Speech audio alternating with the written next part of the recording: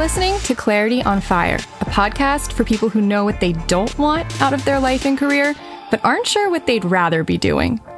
In a world where it's easy to exist, but hard to feel alive, we, Kristen and Rachel, two certified life and career coaches, are here to help you cut through the information overload, get unstuck, and focus not just on how you can have a career you're passionate about, but how to create a whole life that feels fulfilling.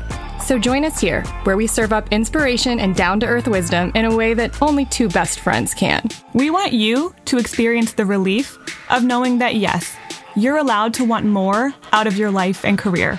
And no, you don't have to wander through the dark anymore. Our job is to light the fire that shows you the way. Let's go.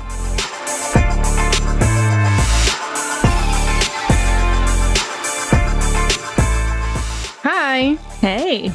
Okay, I have a story for you. Well, for everyone. But, okay, but I don't you haven't heard it either. Story either. Okay. It relates to the fact that today is the last day of our coaching enrollment period, which I'll get to in a minute. But I had this experience last night with someone who I'm sure will not mind me anonymously sharing some of the details of this, because she laughed a lot during this conversation. And it was very illuminating. And I think it's exactly what a lot of people are currently going through and struggling with. And I just want to show you how this works. Okay. So I had this single session last night, coaching session with someone. I've coached her one time before. We had a single session. You know, we don't do single sessions very often, but every once in a while we'll put them on, we'll put them up. People grab one. That's it. We don't do it again for like a year. It's one of those. And I asked her, what do you want to focus on? Because we only have an hour. Yep. And in addition to all of the life existential and career crisis that she feels like she's in, I'm like, well, we can't solve that in an hour. You know, what can we do? Well, can we focus on why I don't want to update my resume? Yeah, let's talk about it. Mm-hmm. Now, if I was a bad coach who was kind of dumb, what I would have done on this conversation is sat down and helped her update her resume. Just going to help you do it. Help you get over this block that you have. I didn't do that because I'm not stupid. There's always a reason that you're resisting something. And it was like one layer, next layer, next layer. So the first layer was, okay, tell me about this resistance. And of course, what comes out is I'm kind of scared of what happens after I update the resume. Mm-hmm. Like, I get really, really nervous in interviews and I don't know what to say. Okay. All right. Well, let's talk about that. Mm-hmm. Why do you get nervous in interviews? Why do you not know what to say? Because I don't think I have anything valuable to contribute. Ooh. I don't know that I believe that what I have to offer is that valuable. Yeah, that'll do it. Okay.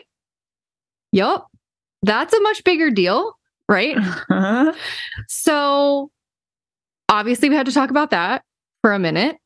Obviously that's not something you can solve overnight. Like the root of why someone feels what they have to contribute is not valuable after many years of being a professional. Right. That's not an hour-long conversation and then it's healed. Poof. No.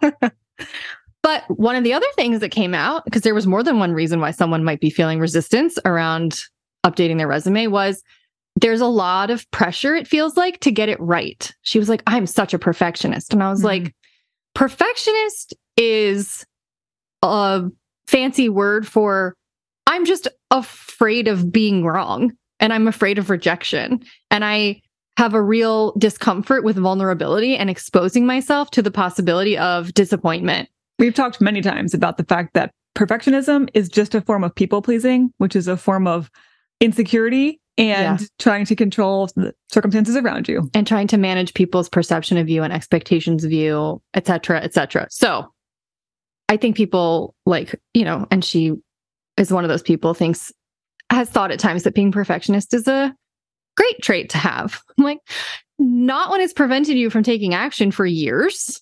Anyway, okay. So we talk a little bit about what if there was no wrong answer? Resumes aren't math problems. There's not a right or a wrong way to do it. There's only, did I express myself to the best of my ability? And do I trust that I can't miss the right thing?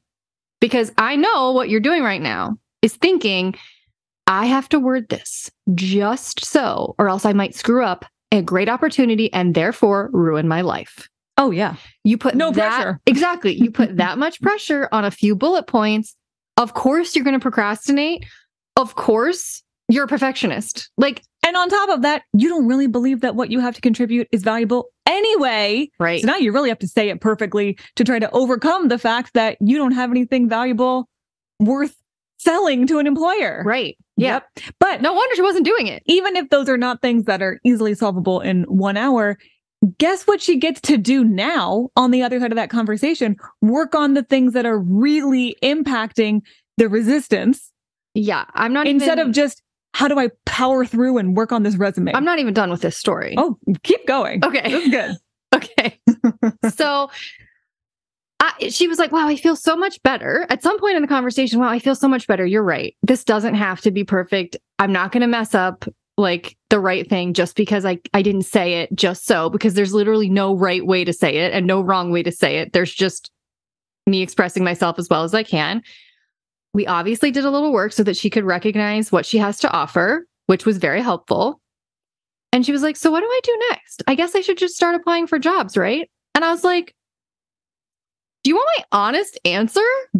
No, I don't. She was taken aback by this. Mm-hmm. I was like, do you know what you want? Oh, no. I'm like, okay, why would you apply for jobs? Even if you now feel good about your resume, I'm glad you now can feel comfortable updating it. But now we have a bigger hurdle, which is, what am I going to actually do with this resume? If I don't know what I want, why would I even be applying for jobs in the first place? Mm-hmm. So then we had to have a whole conversation about how does someone get to the point where they're clear on what they want so that it then makes sense to take action. You have to get to the root of, okay, we had a great session about this. She saw all of the little seeds that were planted around, okay, well, here are some of the things that we might have to do to help you get out of your own way. You might have to do some work to figure out, why is it that I'm having a hard time seeing what I have to offer? Where am I blocking myself? Where you have perfectionism, you might have people pleasing. Everyone has, back to our episode from 2 weeks ago where we talked about a whole other list of ways to get a job that you love, which really was just code for, here are some problems all of you have. But childhood baggage that you're bringing. Oh, yeah. And you're projecting. I'm like, there are so many things that keep us from knowing what we want and then feeling confident in taking action. And then once you get over that, you still then have to do the work of okay, but what do I want? Which is a whole process in and of itself. And I'm like, unless you go through those steps, it doesn't make sense to go apply to a bunch of jobs, because I was like, you're still going to end up in an interview and not know what to say, because even if you're really confident in your abilities, that doesn't mean you actually know what you want to do. That is the best descriptor of why we built a coaching process, why there are pieces of the puzzle that we strategically get into for every single person so that we can put the whole puzzle together. And at the end, you're like, oh, I get it now. I get why I was blocking myself. I get why I was unclear about what I wanted. I get why I wasn't taking action, or why I was taking completely the wrong actions. Okay, all that makes sense. And I have a whole new self-concept, a whole new sense of certainty about where I'm going and why, and then what to do. You have to get all those pieces in place, which is why we're like, let's just work on each individual piece of this puzzle so we can all put it together. You can't in this story, you can't just fix the worthiness issue and then go apply to any old job. You can't just focus on what job do I want, but then I don't feel worthy of it in the first place. We didn't actually heal that part. So now I'm not actually going to apply for things that I really do want. There's so many components of this that can get in the way. The good news is we know them all. Yeah. We've seen them all. We strategically get into every single one of them because we know all the puzzle pieces that you need to be working on. Mm-hmm. That's the beauty of having done this for so long. Everybody's individual story and circumstances are unique, but the major puzzle pieces that they have to put in place to figure out where am I going and what do I want and how do I get there, get out of my own way, all of the big pieces are the same. Mm-hmm. Yeah. just how we move through them can be a little different. But yeah, so I want to point out that started because she was like, I don't know how to update my resume. And we're doing this all the time in life. Just want you to know. That's a snapshot into any normal coaching conversation. Yeah, it always starts with, oh, I have this little problem. I just don't fit. I don't know. I don't understand it.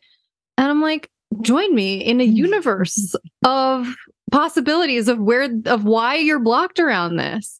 That can be very overwhelming, which is why it's nice to have someone holding your hand and helping you understand why and how and when and all of the big questions that you don't know how to answer by yourself.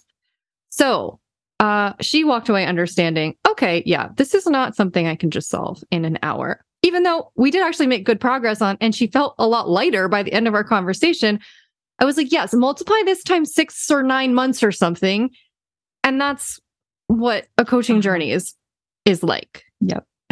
The good news is if you decide to work with us in coaching, you don't have to know what steps to take. You don't have to know the process. All you got to do is show up. Even if all you know is for some reason, I keep procrastinating on working on my resume. Or for some reason, I keep not knowing what next job I want. Or whatever question is. That's all you know. If all you know is, I just know I'm not satisfied. And I can't even tell you why. This is not working for me. That's for some fine. reason. I don't need to know more than that. You need? Yeah, we're good. We can dig. We can figure out the real root and we can heal the root. And we can figure out what to do next. Absolutely nothing. And that does not deter me. Nope. It's happened a million times.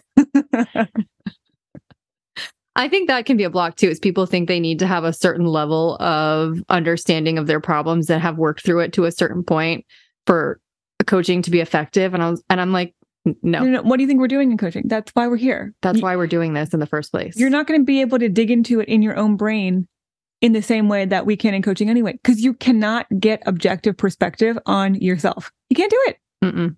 You can't. You're too in your own head and in your own situation. Right. I mean, if you could, then you could have solved all of that by now. Like, I mean, right. This is why even coaches need coaches. Yeah. Can't always do this even for ourselves, because I can't get objective perspective on myself. It sounds like you're the School of Rock. That sounds like it should be a song. Like, objective perspective. What's your something? You know what I'm talking about? Oh, that would be good. That would be good. Conjunction junction. What's your function? That's what I'm thinking of. Somebody make that YouTube video. I'm sure it would go viral in the coachy. Yeah, sure. The coachy world. Sure, someone will get right on that.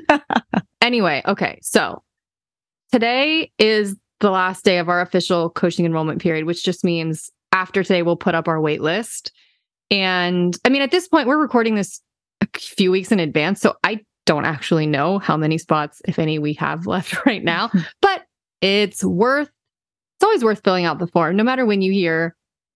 If you're like, I think now is the time for me to do coaching, and it doesn't matter what time of year we're in, it's always okay to put your name on the wait list, and we'll reach out to you and just tell you where we're at. Yep. This is not your last chance if you're listening to this after the day that it airs.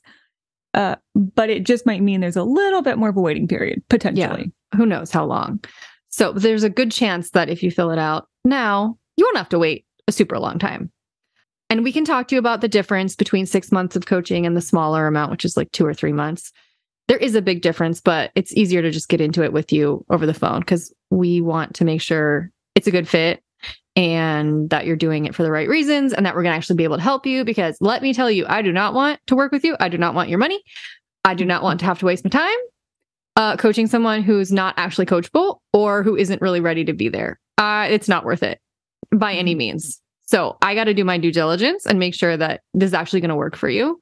And if I say it will, there's like a really, really, really high chance you can believe me. A lot of people are like, I'm going to be the only person for whom coaching doesn't work. And I'm like, you're the 18th person to tell me that in the last 3 months. Like, it's so funny to me. Everybody thinks that they're uniquely broken. Nope. But it seems to work for everybody we've worked with. So I don't know. Ironically, thinking you're uniquely broken is real basic. Yeah. Yeah, exactly. It's like, common. It's a human nature thing. which means it's a universal thing. Yeah. Okay. So don't opt yourself out because you've decided you're uncoachable. Don't do that. I'll tell you if you're not. I'll be nice about it though. There are some occasions in which you're not ready, and we can help you get clear on that. But if you're pretty serious about it and you think you might be ready to make a big investment in yourself, and that means money, that means time, that means energy. There's a reason it's not cheap on any of those fronts. It's because if you're going to do it right, you have to really commit. Also, this is a small business, and we also have bills to pay, so I can't be giving it away for $2 an hour. Just can't be doing it. And frankly, you wouldn't value it as much and not put as much in. So no. Also, I've been working for 11 years, not to charge what I am damn well worth, which is a lot more than most any other coach you're going to find. I will tell you that right now, with no shame. But those years of experience pay off. Hell yeah. If I look back on the level of coaching I was doing, which I think was still quite good even 8 years ago. Yeah. But it's just a world of difference now. Yeah. I'm like, at this point, I have earned the equivalent of a PhD. Do you want to work with the medical doctor who's still in residency or the one who's been doing that same surgery for 10 years? Probably that one. This is my second surgery ever. This is my 800th surgery. You do kind of want to lean toward experience. Anyway, okay. So link in show notes or clarityonfire.com/coaching. You can look at the details on that page, and you can also fill out the form on that page. And one of us will be in touch to schedule a little intro chat where we can talk about questions and whether it's a good fit, on and on. Okay? Okay. Should we get into some Dear Krachel questions now? Yes, we have 3. Okay. Well, here is number 1. Hi, Krachel. I'm a woman in my 30s who was semi-recently diagnosed with ADHD, and long story short, I'm realizing that a lot of things I thought were just me problems are actually maybe just ADHD problems. For example, I think a lot of the stress I've experienced over the years has been me trying to function as a person with ADHD in systems and environments that aren't really set up to help people like me thrive. But now I'm wondering, how can I tell the difference between quote unquote real stress and me just trying to function stress? Does that even make sense? Thank you for any thoughts you can give me. Allie with the ADHD. I feel like she's doing a Becky with the good hair situation right there. That's good. I think that's what she's doing. Okay, so it does make sense that you are or you're questioning this, or that you're confused about, are there different kinds of stress? And how do I tell the difference? And getting a diagnosis like this can put into perspective past struggles that you've had. So whether remind it is people you have ADHD. Yes, I was also diagnosed with this semi-recently, about a year and a half ago or so. In your 30s. In my 30s. And it like did a lot of women. A lot of things into perspective. Oh yeah, explained a lot. If you were diagnosed with depression, anxiety, any number of quote unquote labels. Yeah, that just help you understand maybe I was responding a bit differently in those situations than I would have without this brain difference. What is it? Not neurotypical, divergent. And so that in a way can be really helpful. It makes when something feels less like a you thing and more like this is an understandable thing for anyone with ADHD, you can give yourself a little bit more grace. So that's a nice part of getting a diagnosis like that, is you can be less hard on yourself. Can I also just take a very small little tangent to acknowledge that this is one of many, many, many people we have met and worked with lately who are all saying, oh, I've recently been diagnosed with ADHD, which I'm torn, because I'm like, I'm glad that you guys are finding relief, and I'm glad that you're finding explanations. But I'm also like, if so many people I work with and know are getting diagnosed with this, at some point it becomes common, not divergent. And now I'm like, well, what is it then? Because I think what it might actually be is just we're highly sensitive people who are trying to function, as Allie said, in a system that's not really aligned for us. And now we have to just medicate ourselves in order to function in the system, which might be kind of effed up in the first place. But I also know that we can't single-handedly change the system. And so we might have to adapt to it in order to survive, which I don't love. I've had this thought more times than I can think. I don't love it. If more and more and more people are getting a diagnosis like this, is that a sign that all these people are women? A lot of them women. Although a lot of boys get it younger because the signals are more quote unquote typical in young boys than young girls. So there's some reasons for that. But yeah, I don't want it to make you. Here's what I definitely don't want it to make you feel: broken. You are not broken. No, you're one of many, many, many, many people who, whether we call it ADHD or whether we call it, I don't know, being neurodivergent, or whether we call it, you're just a highly sensitive person with a lot of ideas and a lot of energy, or just you're distractible. There's nothing wrong with whatever you want to call it. Your brain is your brain, and your brain is not broken. No, there's nothing like deeply wrong with you here. No. And so I know that's not your question. Your question is about how do I know the difference between what's ADHD stress versus what's like stress anyone might be experiencing. And I think, again, I took a tangent, but my first question is, why do we need to know the difference? That's right.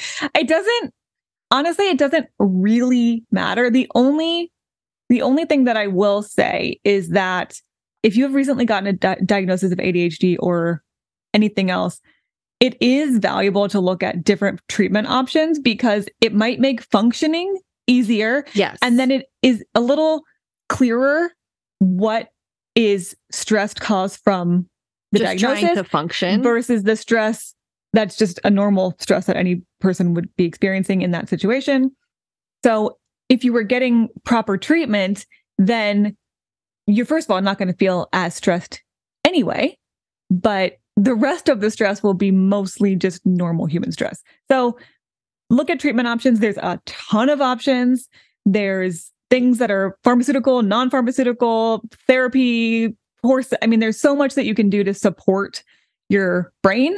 You have a podcast you really like. I've really gotten into the I Have ADHD podcast by Kristen Carter. That's Carder, not Carter. Yes. Carder. And she has ADHD, and she's built a really great supportive community of other people who do as well. And she has a lot of great ways of working with your brain instead of fighting it. So again, find people who can relate, find people who are functioning well, and see if you can learn from them and treat your symptoms. And at the end of the day, you just need to get really clear on what your tolerance for stress is. And yours might be lower than someone without ADHD, but two people who are both quote unquote neurotypical will have their individual stress thresholds anyway. Everyone does. Yeah. Everyone has their threshold of how much I can handle before it turns me into less functioning or non-functioning. I think the point to highlight here is that if you are not tending to your functional needs, then a lot of your energy will be diverted toward just functioning. And then your stress will be increased because you'll have less time and less energy to focus on anything else besides just functioning. And I have experienced that a lot. And I'm sure some of my ADHD clients will attest to this, that if they're not in a state where they're really tending to their ADHD, for example, there's more than just that, but I do have a lot of them lately. And this has been a theme. If they're not taking care of themselves in that way, if they're not going to therapy, if they're not taking their meds or whatever it is that they probably should be doing in order to help themselves just get to a point where they can function normally, quote unquote, normally. What is normal? But where they can function with as minimal strain and difficulty as possible, then if they're not doing that, I find it very difficult to make progress with them because it's hard to build momentum when every day is just a struggle to get by. Yep. And you're trying to get to neutral. It's hard to make progress when even neutral is a challenge. Exactly. And when you were not medicated versus when you were, there's a big difference in your ability to function. Like, you could not keep up with an inbox to save your life. You were constantly checking things, just like this website and that, and then that. Like, you were not able to gain a lot of traction because you were constantly just trying to keep your head above water. So if that's your state, that's your first order of business. And I don't care if you have ADHD or if you struggle with any other neurodivergence or mental health issues, or you're super highly sensitive. Like, you need to be caring for your ability to function first and foremost, because everything else builds off of that. Your sleep needs to be good. Your moving your body and hydrating needs to be good. Like, those basic functional things need to be cared for. And with ADHD, I just think you often have to do a little bit more of that and pay a little bit more attention to it, because someone like me, like, That's going to come more naturally. It's going to come more naturally. Yeah. So now the first thing you have to do is stop making yourself feel bad for struggling to function in the past or currently struggling to function. If I just master this next, this is a real theme I've seen with a lot of my ADHD clients. Yes. They're like, if I can just master this next thing or this routine I heard of, then I'll be able to get over it. Like, they genuinely think that they can cure themselves of it if they just try hard enough. Yep. Raising my hand, 100%. That is part of it. You can't, like, your brain is your brain. I'm not saying that there can't be chemical changes that can help you. But like, it's sort of like wanting a personality transplant and resisting. There's a lot of resistance, magical thinking, and shame around having it in the first place. Because I think a lot of people have the experience in childhood of being shamed around some of the things that their ADHD was contributing to, and no one knew at that point that was ADHD. So anyway, there's a lot of acceptance and peace that first needs to be made with, like, this is just who I am, and it is okay that I struggle in this way. Everyone struggles. Do not think that just because this is your label, that other people do not have their own struggles that you do not share. Mm-hmm. And being hard on yourself is not going to get the outcome that you want. You think you're going to bully yourself into finally getting over it. It's going to do the opposite. Well, if it worked, it would have worked by now. You've been mean to yourself for long enough, haven't you? I mean, it just doesn't work. And also, when we're talking about finding ways to function better, please do not be afraid of using technology, using any accountability that supports you in that. That's not a weakness. So yes, there's treatment that you can get for your ADHD, but you also might need more systems in place than somebody else in order to remind you of certain things or certain milestones each day. You could not believe the number of reminders I have on my phone on any given day. It is really helpful. And if you also have shame around that, then you will resist creating the structures or asking for the accountability that you need. So we have to release shame. You see how this starts to spiral, right? Like, all you asked was, what's the difference between this stress and that stress? But eventually we get to, like, what's your shame around this? Because so much of what creates stress and what's keeping us in a state that's less than what we want to be in is our thoughts about it and our perceptions of ourselves. Self-acceptance, and then can go into, okay, so if this is how I'm wired, if I'm going to have maybe some extra stressors than people without ADHD, then how am I going to take extra good care of myself? Somewhat different stressors. Maybe extra, maybe different. Yep. Let's just clarify that. Yep. Because, like, I don't know. You might have ADHD, but you've never been as depressed as me in your entire life. And I hope you never will. Yep. Very different stressors. Yeah. But equally heavy in their own way at times. Yeah. So again, don't feel extra broken because of this. You just have your own set of stressors that need to be acknowledged and then gracefully supported. And so when you are functioning, you're doing what you need to do. You're checking your boxes. You're taking your meds. You're going to your therapy. You're doing whatever is appropriate for you. Then you might have a normal amount of human stress, which is like, what do I want to do with my life? And what's this problem in my relationship that I can't solve? But again, it's almost impossible for anyone throughout the ADHD It's impossible for anyone to make progress on big existential questions or big stressors if all they're doing is functioning or striving and somewhat struggling to funk. So that's first things first. Function well, and then everything else gets easier and more manageable after that. Don't worry too much about whether your stress is coming from one place or another. Just recognize that it needs attention and it needs care and support. So find that for yourself, whether it's for ADHD stress or normal stress. Doesn't matter. All needs attention. Get yourself to a really nice functional place first. That is the answer. Okay. Question number 2. Dear Krachel, after taking a bit of a sabbatical from full-time work, I got laid off in the fall. It's time to get back to work. I wish I didn't have to because I'm a thriver and not working has been the best thing ever, but my bank account says otherwise, so here we are. Anyway, I'm pretty freaked out about it, and I keep seeing things that make my anxiety 10 times worse, like Elon Musk buying Twitter and then telling everyone, quote, you better be prepared to work your ass off or get let go. It seems like all employers want you to do is kill yourself in service to them, and I don't want to be a part of that, but I've got to work. It's like no one respects thrivers or something. Is there any way to go back to work without ending up in a toxic hellhole? That's from Juliette. Juliette, first of all, I want to acknowledge your thriver problems because, thrivers are just like, why do we have to work at all? This system feels broken to me. Listen, once again, you're not saying anything to me that every other thriver I've ever met has not also said.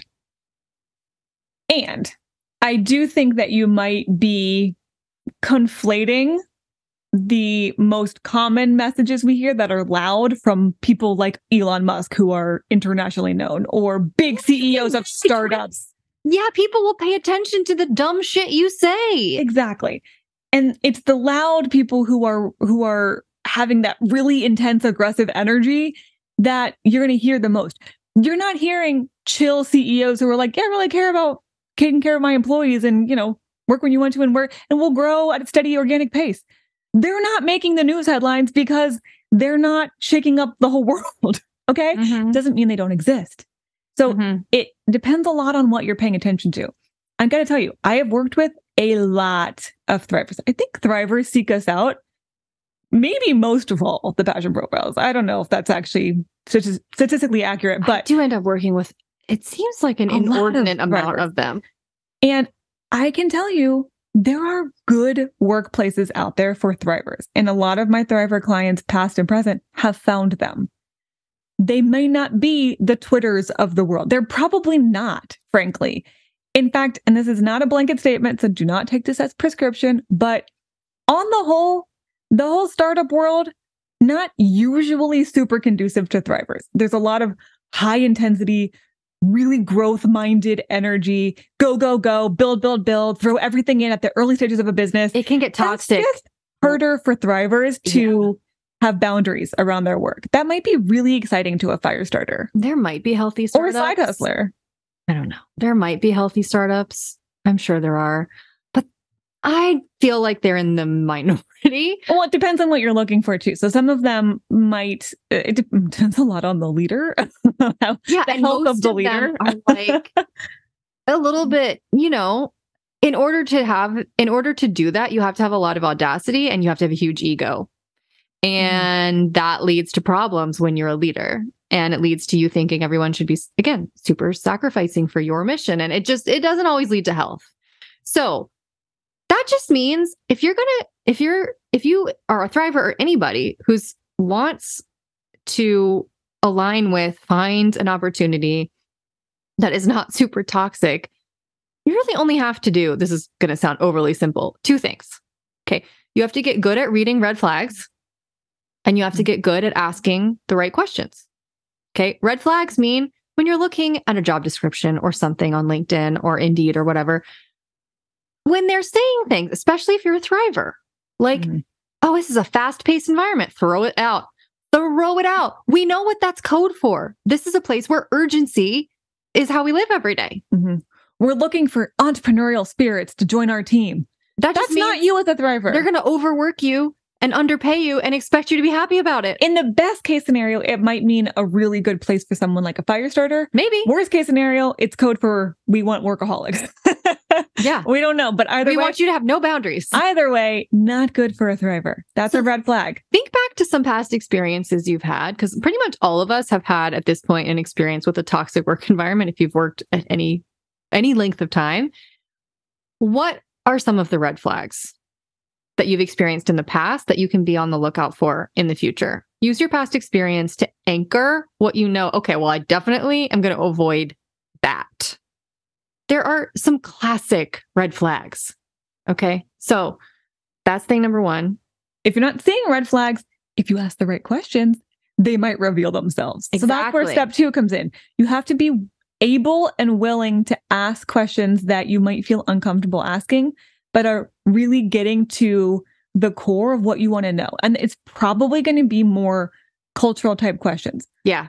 Not so much. I mean, it might be job specific questions, but we're really talking about what are the boundaries around being on, quote unquote, and being off. That's an important question for a thriver. Is this a work environment where you take your work with you throughout the day, or is there a clear endpoint to the day or the week? The answer to that question is going to be very telling. I mean, Kristen and I, we have said it once, we will say it again. We are not job search experts. We are not recruiters. We are not studying the job market trends. If you want that, go follow Emily Lou over at Cultivite on Instagram and get you some of that type of job coaching. Okay. Because there are people who do that. That's not me and Kristen. However, through our experience, we've witnessed a lot of trends and we've seen what works. And we also have common freaking sense. Okay. So anyway, I think, again, don't take my word for this, because caveat everything I just said a second ago.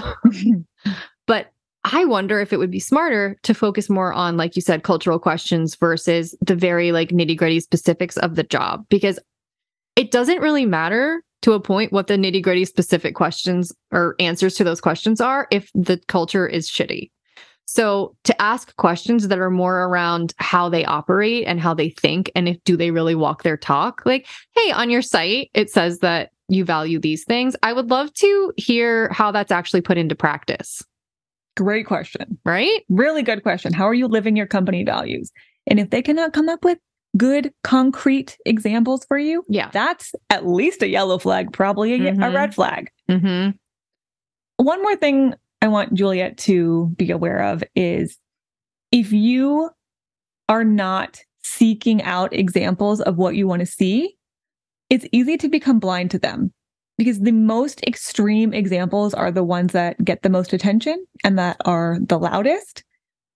And if you have a thought in your brain of most workplaces are toxic hellholes, then you're going to get a lot of evidence to support that belief that's already in your brain. If you get curious and say, are they all though? Are there workplaces that are better for thrivers? Do I know anyone who might actually have a really nice boss and a very chill culture, and it's not, Twitter or a dumpster fire in general? Then you might start to find those examples more and more often, but you're going to have to consciously shift your brain to look for them, because they're not going to be the most obvious ones. Yeah. But I can tell you they do exist. I can think of the healthiest people. So many examples of clients who have found them, family members who work for them. Like this is more common than you think, but they're not getting a lot of attention all the time. The healthiest people don't make the most noise. I don't love it, but it's the truth. It is the truth. Though sometimes a healthy person will come in and shake things up, and it will cause a lot of noise because the unhealthy people are freaking out. But that's more rare. That's more rare. You see that in families, just by the way. There'll be one person who's like the truth teller and who's like calling it like they see it and is like, actually, all of you guys are crazy and like you need to go to therapy. And then they're trying to gaslight that one person because that one person actually like has the drill and knows what they're talking about. That happens all the time. But in general, and we're talking about a societal thing, everything unhealthy is what gets the most attention. So you're going to have to seek out healthy experiences because they're not going to be as obvious, but they are abundant. They are there. Okay. Good luck, Juliette. Okay. One more question. I love how you chose to take a drink right before you were supposed to read. Like, it's helpful for reading, though. Okay, go ahead. Hydrate first. Function first, then Function work. first. Exactly. Okay. Dear Krachel, I remember years ago on the podcast, you two talking about watching The Good Place. Oh, so good. The best show ever. Rewatch and loving it. I still love it. I finally did a binge, and you're right. It's great. You didn't even spoil Jeremy Bearimy for me. That's good. I don't even, I want to talk about it, but I'm like, if you never watched The Good Place, I can't explain Jeremy Bearimy to you. To explain in a nutshell. Anyway. I never studied philosophy in college, so I knew the word nihilism, but I never really learned anything about it. And I guess because The Good Place is basically a philosophy class in disguise, it's true. It got me thinking about my own worldviews, and I realized I'm kind of nihilistic, and I don't like it. But I can't deny that a lot of the time I'm thinking, what's the point? And the world is going to shit, so why bother trying? I guess I didn't even realize until now that it's even an option not to think that way, because it's just my normal mindset. I'm kind of skeptical of other mindsets, though, because they seem too nauseatingly positive. So how do I become less doom and gloom and more hopeful in a way that might actually feel good and not fake? Nihilistic Nelly. Okay. I love this question. Oh, I love it so much. Okay. I love the self-awareness in the question. And I love the desire to think differently, but the skepticism. I love watching all of that. I love using TV as a way to self-reflect, which I actually think The Good Place was meant for.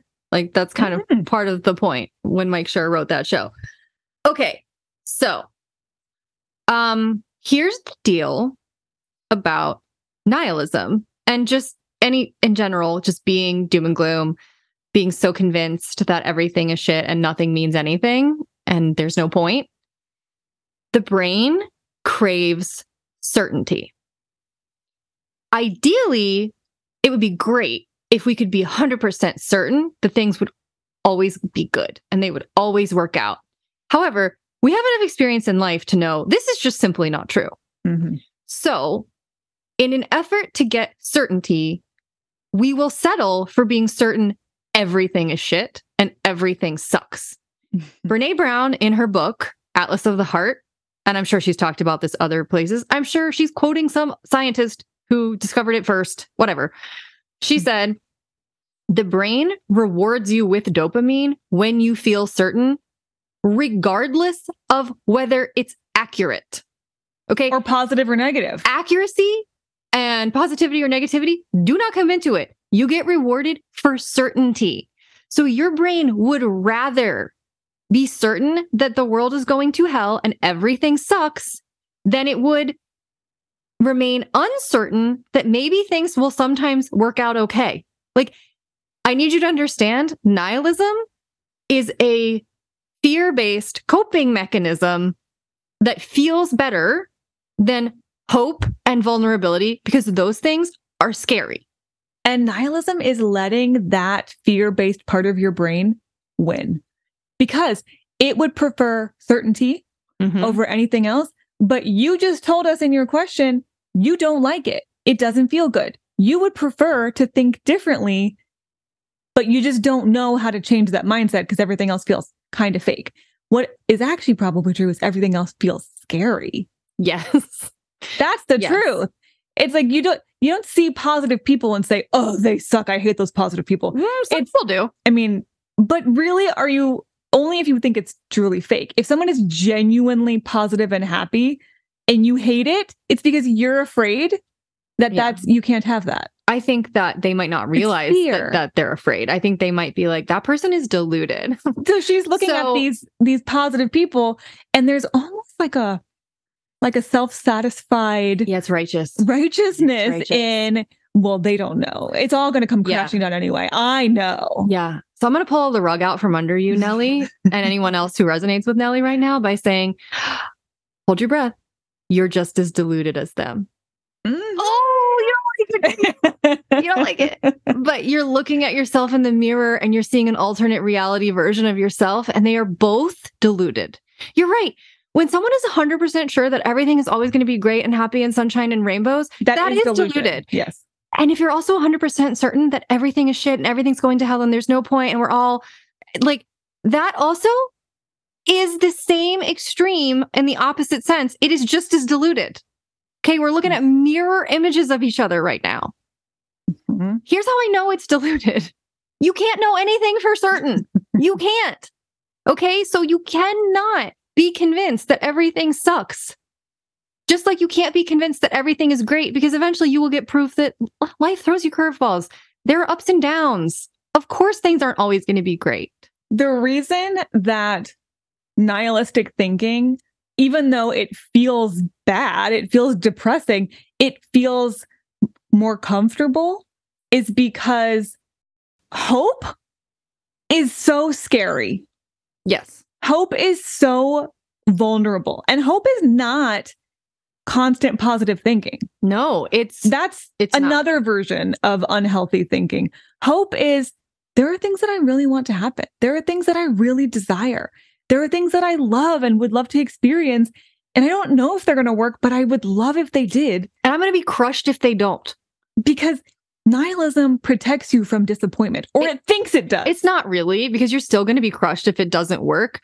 But you're going to think that you have protection. That you protected yourself. You armored up against it ahead of time by being like, well, I didn't really think it was going to work anyway. Meanwhile, you're crying in a corner because, of course, you did want it to work and you did want to get that thing, or you did want to have that experience.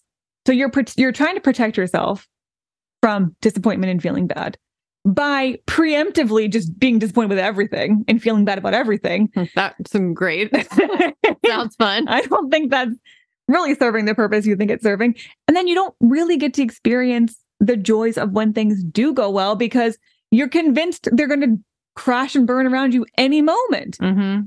So you've removed the possibility of deep joy in service of certainty. Nihilism is, I'm terrified life is going to be bad, so I'm just going to make it bad the whole time. So then at least I just am aware the whole time that it's bad. I'm just going to make it bad so that it doesn't turn bad on me without any notice. To reference Brene Brown again, she calls this foreboding joy.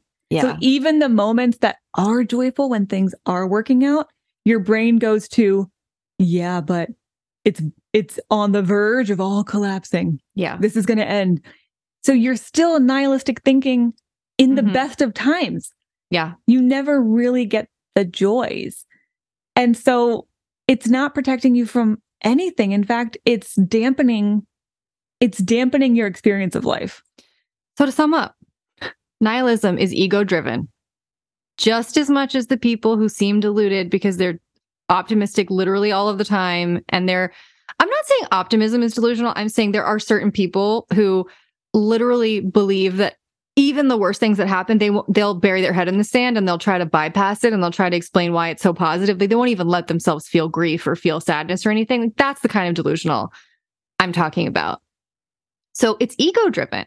It's coming from a place of wanting to be certain more than you want to be vulnerable. And if you want to be less doom and gloom, what you're going to have to do is up your tolerance for vulnerability. You're going to have to be okay with not knowing one way or the other. You're going to have to be okay with hope. You're going to have to be okay with rejection. You're going to have to be okay with disappointment. But in that space, you will live. And you might have to start small. So you can't jump from, I have a nihilistic view of the whole world and life in general, and what's the point, to I'm hopeful about everything. Maybe everything is going to be wonderful. Let's just wait and see. Right? You're already a know-it-all. I don't need you to be a know-it-all on the opposite end of the spectrum. I need you to know less. You might have to start with, maybe there's a point to some things. Yeah. If my default thought is, what's the point of whatever I'm doing? Well, can I see the point of some things? Yeah, there must be some deeper point to one of these things. Is there anything good in life? Yeah, anything that you can enjoy a little bit? Just a few things? Mm-hmm. Maybe one thing? Let's start with one thing. Fresh squeezed orange juice is pretty good. No, that's good. That's good, right? Look, really the warm is. sunshine when it's been cloudy for a while. That's a nice thing. That's a nice experience, right? Yeah, that's not bad. Let me start, But then, of course, they'll be like, yeah, but global warming and climate change and then the sun and then oranges will die. I understand that'll be really easy for you to spiral back into it. But remember, when you do, it's just because you're seeking the certainty of your comfort zone and you don't want to live in the unknown. Your fearful brain is winning in those moments. And if you want to be a little bit of a know-it-all against yourself, you can be like, you don't know that. Yeah, actually, how do you know that for sure? Science? That all the oranges are going to be gone in 10 years? And also, let's not even take it beyond science, because this is one of the places where humans get really righteous, is they think, because I'm so smart, I have the capacity to understand everything on planet Earth and the cosmos. I'm like, no, you don't. We are limited by the capacity of our brain. Do you really think that there aren't things that exist that your brain does not have the computing power to process? We already know this is true on lots of other senses. Like you can't echolocate, but it's possible for your other dog can people. Hear sounds you can't hear. Right? Like, do you really you can't see sound waves. You have to just trust that they're happening. Right. All kinds of things you cannot perceive. Right. So do you really think that just because you can't measure it, it doesn't exist? Or just because you, with your limited, brain power, and not just you, anybody, any human, we are stuck and by the limitations of our physical bodies. And there's a lot more that might exist beyond our physical bodies that you can't even sense. So it is just incorrect for you to say you know everything, because you don't. Mm-hmm. In fact, cultivating a little bit of a sense of wonder might do a lot of good for your nihilism. If you just go read about the vastness of the universe, and continue to try and be a nihilist for your mind's gonna be like, that makes no sense to me. How does it just keep going on and on? I don't understand.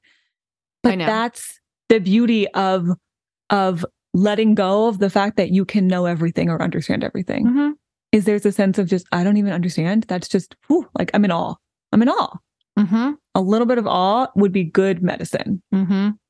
So you got to be brave. It requires more bravery to be hopeful than it requires to be a nihilist. Mm-hmm. Vulnerability is bravery. More strength. Being willing to be wrong, being willing to be disappointed, being willing to live a whole life and then nothing happen at the end. Yeah, that could happen. I'm not going to, I don't know. But that's the point. We don't know. We don't know. Okay. Well, I loved that. That was my favorite question we've answered in a long time. That was a good one. I love a good philosophical conversation. So good. Okay. Well, as always, know that you can submit questions for Dear Krachel at any point throughout the month. If you have a thought that pops up and you're like, I want to know Krachel's take on that, there's a link in every single episode of the podcast to go submit a question for Dear Krachel. Or you can email us, contact@clarityonfire.com. Just put Dear Krachel in the subject line. We love to get your questions. And also, final reminder that today is the last day that we are taking applications for our current coaching enrollment period. So after this, the waitlist goes up, and then we don't know what to tell you in terms of timelines.